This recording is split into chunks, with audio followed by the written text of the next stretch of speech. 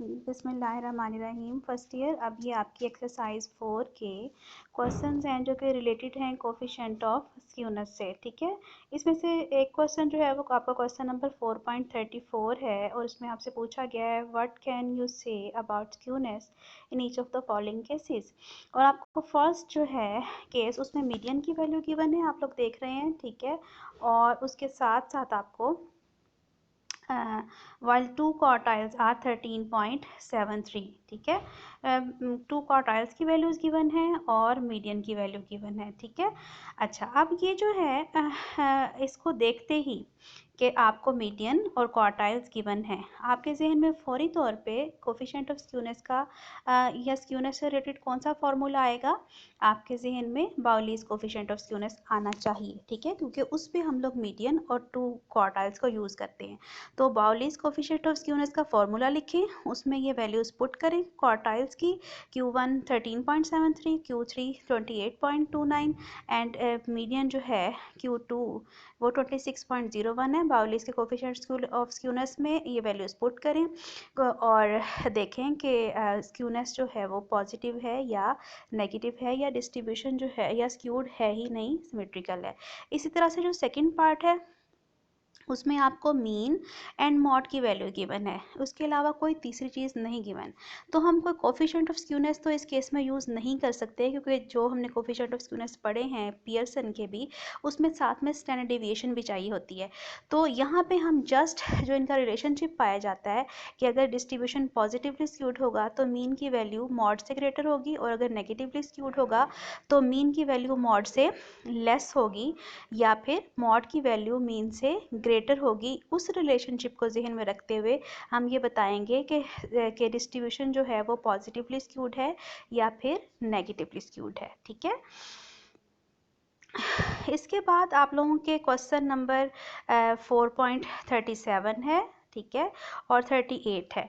37 में which of the following is correct for a negatively skewed distribution. आपने इन तीनों में से देखना है कि अगर डिस्ट्रीब्यूशन नेगेटिवली स्क्यूड होगा तो इनमें से कौन सी स्टेटमेंट जो है वो करेक्ट होगी।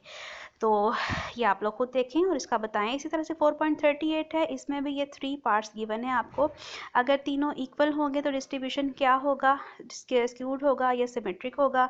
अगर मीन मीडियन मॉड, अगर मीन ग्रेटर होगा मीडियन से और मीडियन ग्रेटर होगा मॉड से, तो फिर डिस्ट्रीब्यूशन जो है वो क्या होगा? स्क्यूड होगा या सिमेट्रिक होगा, पॉजिटिवली स्क्यूड होगा या फिर नेगेटिवली स्क्यूड होगा। इसी तरह से थर्ड पार्ट में भी आपने बताना है कि अगर ये रिलेशनशिप पाया जाए, मीन स्मॉलर हो मीडियन से और मीडियन स्मॉलर हो मॉड से, तो फिर डिस्ट्रीब्यूशन जो है वो पॉजिटिवली स्क्यूड होता है या नेगेटिवली स्क्यूड होता है।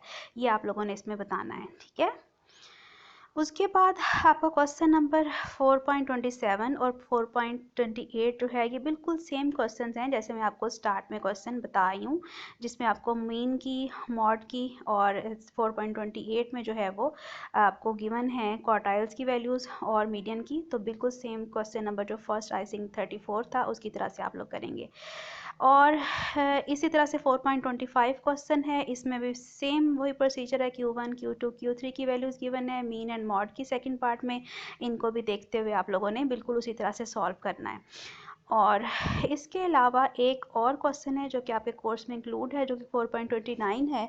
इसमें गिवन है the daily income of employees range from ₹0 to 18 rupees, they are grouped in intervals of ₹2 and class frequencies from the lowest to the highest class are 5, 39, 69, 41, 29, 22, 16, 7 and 5. Find the coefficient of skewness. अब इसका सबसे पहले तो हम लोगों ने frequency distribution बनाना है, उसके बाद coefficient of skewness find out करना है। तो क्योंकि कोफिशिएंट ऑफ स्क्यूनेस में आपको कहा तो नहीं गया कि आप लोग कौन सा जो है कोफिशिएंट ऑफ स्क्यूनेस यूज़ करें, लेकिन क्योंकि हम यूजली इनकम के लिए मीडियन को यूज़ करते हैं, तो हम लोग मीडियन एंड क्वार्टाइल से रिलेटेड जो हमारे पास बाउलीज कोफिशिएंट ऑफ स्क्यूनेस है उसको यूज़ कर लेते हैं। और अगर आप चाहें तो आप इसके अलावा भी जो कार्ल पियर्सन के हैं उनको भी यूज़ कर सकते हैं। तो इसके लिए जब हम इसका सोल्यूशन स्टार्ट करेंगे तो उन्होंने बताया है कि पहले तो आप लोग फ्रीक्वेंसी का कॉलम बना लें। ठीक है, फ्रीक्वेंसी का कॉलम बना के रख लें, और इसके साथ साथ ग्रुप्स ऑफ 2 में उसने कहा है चेंज करें 0 से लेकर 18 तक। तो फिर फर्स्ट जो है वो 0 से 2 तक आएगा, नेक्स्ट 2 से 4, 4 से 6, और इसी तरह से आपके जो हैं ये 9 ग्रुप्स बन जाएंगे, लास्ट 16